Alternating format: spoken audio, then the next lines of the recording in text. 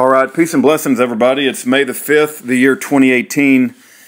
Got a letter here from Johnathan Barnes in Huntsville, Texas prison. I don't know of anybody in Huntsville, Texas prison that I'm not aware of anybody. Nothing comes to mind. I speak to a lot of prisoners, right? But his number for the Texas Department of Corrections website is 01789624. If I look him up, it says he was convicted in 2012 of murder. It appears he's around 32 years old. He was born on January the 24th, 1985. His projected release date is 2044. So he looks like he was sentenced to like 32 years in prison, and his charge was murder. So somehow, some way, he got a letter, got an address for me, and he wrote it. And I don't know what it's going to say, but let's read it together.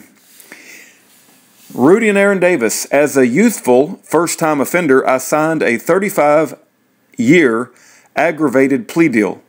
8 years later, Kim K., OGG-CDA of Harris County, contacted me concerning DNA contamination that occurred during and before my punishment phase. This is information that was withheld from me by Attorney State Jennifer Devine. My lawyer, Francis Northcutt, coerced me into signing by threatening me with the death penalty. No one ever told me I could be eligible for probation even on a murder charge when it's your first offense. My lawyer and the DA just said life in prison or death penalty. Does this make the DNA information a Brady violation, new evidence, plain error, or grounds for a new trial, time cut, or appeal? I don't know, because I signed HALO, H-A-L-O. A private investigation firm told me there's no telling what my lawyer may have gained, and she properly investigated the case pertaining to a lighter punishment. On January 27, 2010, I was released from Vernon State Hospital, recommended as competent to stand trial.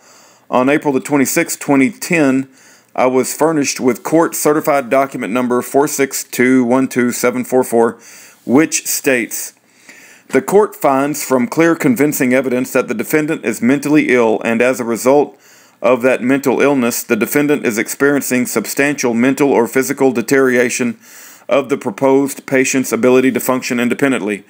A stark contrast to the competence recommendation 2 months prior.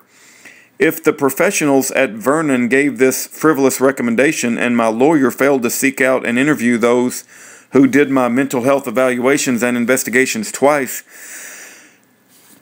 does this mean their second recommendation on May the 31st, 2011 could have been a cover for the first and just as inconsistent as the original, which was given on my first discharge?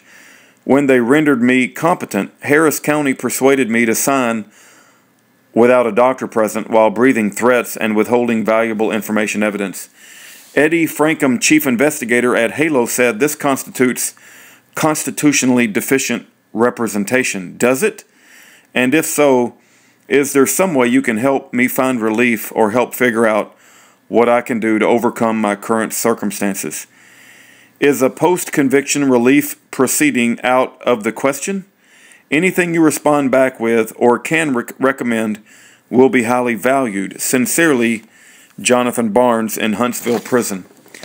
Okay, this is completely not my area of expertise. I don't know how he got my address. And I don't know anybody in Huntsville Prison off the top of my head. So, you know, the whole world is on fire. Only got one bucket of water.